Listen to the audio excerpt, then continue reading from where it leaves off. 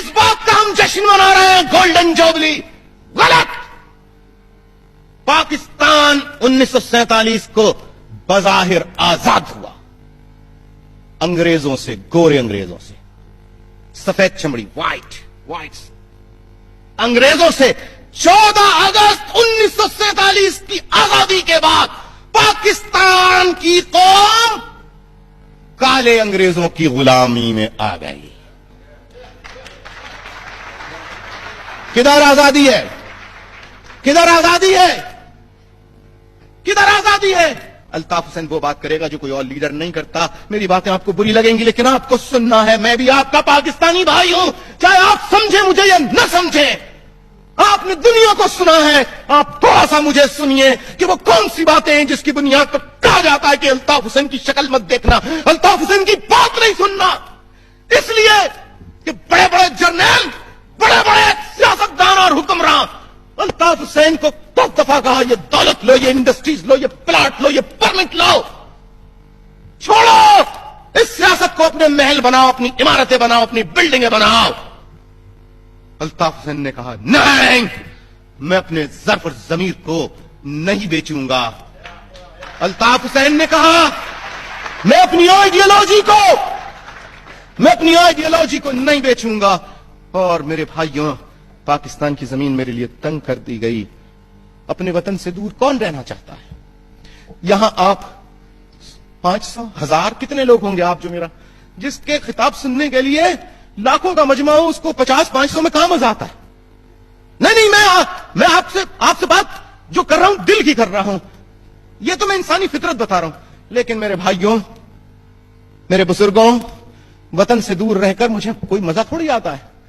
मैं जाना चाहता हूं। लोग कहते हैं कि साहब क्यों नहीं जाते अदालतों का सामना? कौन सी अदालत का सामना करें? किस अदालत का सामना करें? किस अदालत का सामना करें? उस अदालत का कि जब मेरे बड़े भाई जिन्होंने 47 के बाद पाकिस्तान की खिदमत की, गवर्नमेंट सर्विस, 30 साल सर्विस की, रिटायरमेंट की जिंदगी गुजार रहे थे, जिनका सियासत, पॉलिटिक्स, MQM किसी पॉलिटिकल पार्टी से कोई ताल्लुक नहीं था, सिर्फ इसलिए कि अल्ताफ हुसैन का वो भाई था, इस जुर्म में उसे और मेरे भतीजे जिसने NAD यूनिवर्सिटी से ट्यूशन पढ़ा के इंजीनियरिंग की डिग्री ली, और डिग्री लेने के बाद वो घर का खर्च चलाता था, बूढ़े बाप का बोझ उस पे था। मेरे भाई और भतीजे को गिरफ्तार करके 3 रोज तक तशद्दुद का निशाना बनाया। ये मेरे लिए इम्तिहान का वक्त था। दिसंबर 5, 1999 गिरफ्तारी, डेट ऑफ अरेस्ट। 3 दिन तक कि अल्ताफ हुसैन का फोन आएगा। अल्ताफ हुसैन उस वक्त बेनजीर भुट्टो हुक्मरान थी। अल्ताफ हुसैन का फोन आएगा, कहेगा हम खत्म कर रहे हैं, सब कुछ सरेंडर कर रहे हैं, रिलीज कर दो। इतने लोग मेरे मारे गए। मैं ये कहता था कि हुकूक की जिद्दोजहद में कुर्बानी देती है।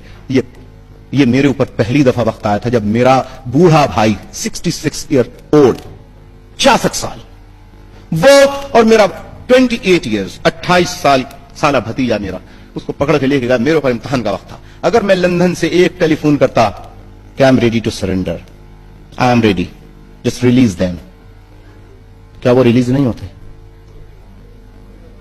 ये मेरे लिए इम्तिहान का वक्त था। मैंने अल्लाह से दुआ की, अल्लाह मुझे हौसला दीजिए, मेरे कदम न डगमगाए, मेरी इज्जत उसने रखी। उन्होंने मेरे भाई को 3 दिन और भतीजों को 3 दिन बाद बदतरीन टॉर्चर का निशाना बनाकर एक देहात में ले जाके गोलियां मारकर, सर पे कुल्हाड़ियां मारकर शहीद कर दिया। मैंने सरेंडर नहीं की। लोग कहते हैं फर्क क्या है?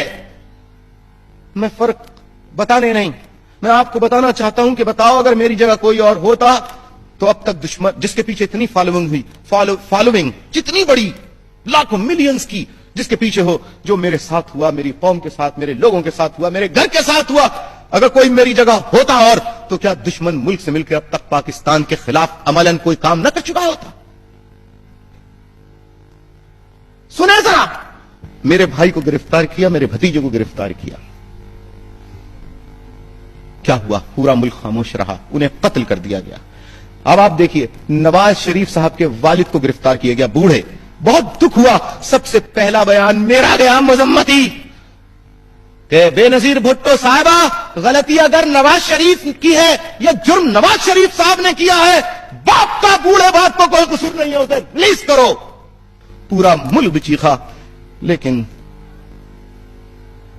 ایک 24-48 گھنٹے بعد نواز شریف کے والد ریلیز ہو گئے. درست یا غلط؟ شہباز شریف کو گرفتار کیا، جیل میں رکھا، پھر وہ ریلیز ہو گئے. میرے بھائی نے کیا قصور کیا تھا، کیا گناہ کیا تھا؟ میں نے صرف ایک درخواست کی کہ I want to register a case against prime minister, against president of Pakistan and against the killers. میری ایف آئی آر درج نہیں کی گئی. پھر میں نے کورٹ سے اپروچ کیا. کورٹ نے کہا کہ once F I R is registered by the state, اگر ایک دفعہ کوئی ایف آئی آر اسٹیٹ کی جانب سے رجسٹر ہو جائے تو دوسری ایف آئی آر نہیں کٹ سکتی ہے. میرا کیس خارج کر دیا عدالت نے. آپ کہہ رہے ہیں عدالت سے؟ اب آپ سنیے. I filed this petition to register an FIR against the killers. کہاں پر؟ High court of Sindh high court میں. اب آپ سنیے.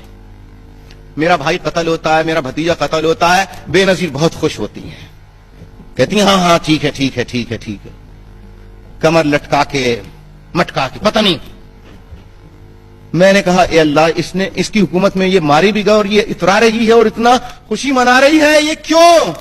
آپ دیکھیے مکافات عمل کہ وہی پرائم منسٹر ہوتی ہے، اس کا بھائی اسی پولیس کے ہاتھوں قتل کیا جاتا ہے جس پولیس کو وہ کراچی کے نوجوانوں کو قتل کرنے پہ سلوٹ کرتی تھی. یہ ہے مکافات عمل. مرتضی بھٹو کا مرڈر ہوتا ہے، state F I R register کر لیتی ہے. پھر غنوہ مرتضی بھٹو کی بیوہ وہ جاتی ہے پولیس اسٹیشن، میری رجسٹر کرو ایف آئی آر، میں کلرز کے خلاف ایف آئی آر رجسٹر کرانا چاہتی ہوں. پولیس اسٹیشن کہتا ہے ایف آئی آر رجسٹر ہو چکی ہے، سیکنڈ ایف آئی آر نہیں کٹے گی. غنوہ بھٹو سندھ ہائی کورٹ میں اپلائی کرتی ہیں رجسٹریشن کے لیے. سندھ ہائی کورٹ کی بینچ آرڈر کرتی ہے پولیس اسٹیشن کو کہ register another FIR. The same court.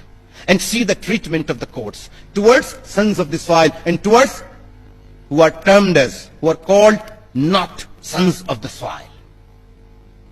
اب بتائیے، نہیں ابھی بھی پتہ لگا جی؟ کہاں سے لوں میں؟ کس عدالت سے جاؤں میں؟ میں تو ایک نیوٹرل، آپ انٹرنیشنل ایک کمیشن بنا دیے نیوٹرل ججز پر. I'm ready to present before that panel. اگر ثابت ہو جائے تو سزا دیجیے،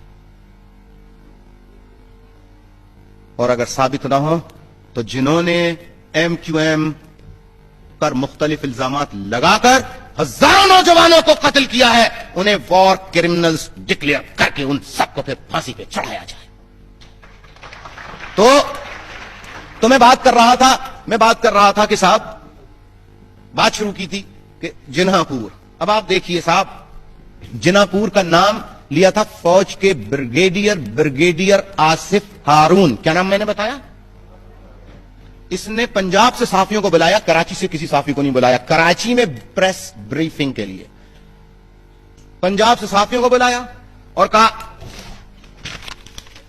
یہ جی نقشہ نکلا ہے، یہ جی کاغذات ہیں، یہ جناح پور کی سازش پکڑی ہے، جناب MQM کے دفتروں سے ملی ہے یہ، اور MQM جناح پور بنانا چاہتی تھی.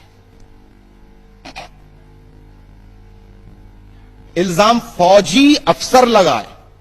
ہیلو، فوج کا افسر لگائے تو جو ایک رجحان پاکستان میں کوئی یقین کرے گا جی؟ نہیں، سوری، میرا سوال یہ کہ کوئی پاکستانی ایسا ہوگا کہ فوج کا افسر کوئی الزام لگائے تو کون پاکستانی یقین نہیں کرے گا؟ بتائیے، ایمانداری سے بتائیے. لہذا اب آپ بتائیے، ٹیلی ویژن پر آ گیا،